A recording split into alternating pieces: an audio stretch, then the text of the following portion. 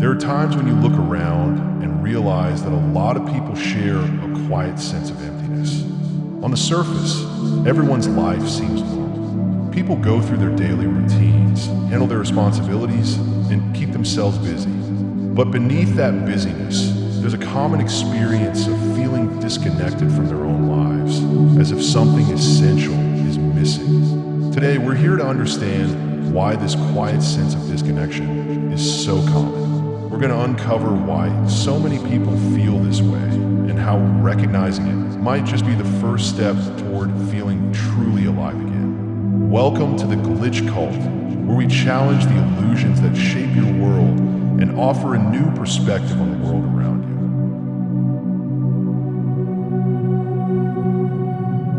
you. For many people, the day begins before they're even fully aware of it. An alarm goes off and the body moves, before the mind is fully awake. Not because there is excitement or curiosity about the day ahead, but because this is what has been done every day for a long time. The body knows the routine even when the mind is still half asleep. There is no pause to ask how they feel or what they want from the day. The day simply starts moving and they move with it. Once the morning begins, the rest of the day follows a familiar path, the same start to the day, whether that means the same commute or sitting in front of the same screen. The same responsibilities, the same small pressures that quietly push them forward. They respond to messages, complete tasks, have conversations, and make decisions. But most of it happens automatically. Very little of it is consciously chosen in that moment. It feels less like living through the day and more like passing through it. This kind of life is often mistaken for discipline or maturity. And it is important to say this clearly. People who live like this are not lazy.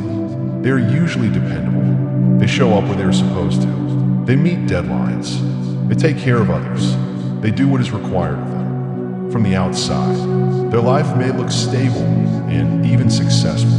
Nothing appears obviously wrong. But when you slow down and look beneath the surface, there is often a quiet emptiness. Not sadness or any kind of crisis, just an absence of something meaningful. The days are full, but they are not felt deeply. Moments pass, but they do not leave a strong impression. The person is physically present in their life, yet mentally distant from it. They rarely stop to ask themselves simple but important questions, like whether this way of living still fits who they are now, or whether the routines they follow were chosen intentionally or simply inherited over time. As days repeat themselves, time begins to blur.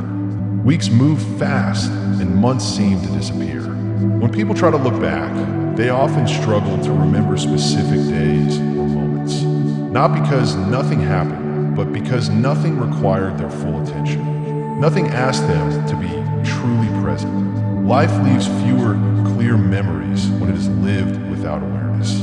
This state is what people mean when they talk about living on autopilot. It does not announce itself as a problem. It feels ordinary, comfortable even. That is why it goes unnoticed for so long. Many people believe that this numb, tiring, and disconnected feeling is simply what adulthood is supposed to feel like. But the core problem is not exhaustion or lack of time. The deeper issue is the absence of deliberate awareness. When you do not regularly stop to reflect on how you are spending your energy, your attention, and your limited time, life slowly turns into something that happens to you instead of something you actively shape. This does not happen overnight. No one wakes up one day and decides to stop living fully. It happens through small, reasonable choices. One routine replaces another. One compromise feels harmless. 1 year passes quietly into the next. And before they realize it, a large part of their life has been spent moving forward without ever truly checking where they were going. That's why so many people end up just existing and not living. Not because they failed, not because they did not try, but because they never paused long enough to consciously decide how they wanted to live their life.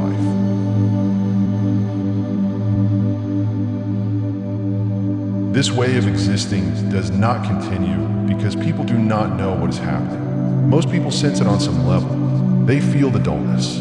They notice the repetition, but it continues because it feels safe. There is comfort in knowing what tomorrow will look like before it arrives. Even if tomorrow is not exciting, even if it feels heavy or boring, it is familiar. And familiarity feels easier to carry than uncertainty. Uncertainty asks more from you, even when it holds the possibility of something better. When life follows a set routine, very little inner questioning is required. You wake up, move through the day, and repeat the same patterns without stopping to examine them. You do not have to think deeply about why you are doing what you are doing. You do not have to ask where all of this is leading. You simply continue. This lowers mental effort. It also reduces fear. It is easier to tell yourself, this is just how life is, than to sit with the discomfort of wondering whether your life truly matches who you are becoming. There is also a strong social layer to this. Society rewards stability. People who are predictable and consistent are praised. When you follow the expected path, others feel comfortable around you. You are seen as responsible, reliable, and mature. You are less likely to be questioned and less likely to make others uncomfortable. Over time, this creates quiet pressure to stay within familiar boundaries, even if those boundaries feel tight and limiting on the inside. Existing in this way also offers emotional relief. It gives people somewhere to place their unease without having to look too closely at it. If something feels wrong, they can blame work stress, responsibilities, age, or external circumstances. These explanations are socially accepted and easy to understand. They protect the person from having to face a harder truth, that something deeper may be missing and that they may not be fully living the life they want. Living, in contrast, demands much more. It involves uncertainty. It means stepping into situations where outcomes are not guaranteed. It includes the possibility of making mistakes, disappointing others, or feeling lost for a period of time. That level of responsibility feels overwhelming to many people, not because they are weak or incapable, but because they were never taught how to stay present with uncertainty without immediately trying to escape it. So people keep choosing existence. They delay living by pushing it into the future. They tell themselves they will start later, when things calm down, when they feel more prepared, when they become more confident. But living does not begin after comfort arrives. It begins when comfort is questioned, and that moment is always uncomfortable by nature. This is how existence becomes a long-term state, not through force, but through quiet, repeated choice. Day after day, it feels easier to stay where things are known than to step into what is unclear. Over time, the risk of changing begins to feel larger than the cost of staying, even when something inside continues to feel unresolved and unfinished.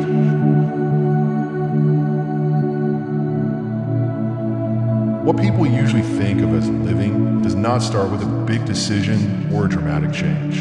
It does not begin with quitting a job, moving cities, or reinventing yourself overnight. It starts much earlier than that, and much more quietly. It begins at the moment a person becomes honest with themselves about how they are actually experiencing their days.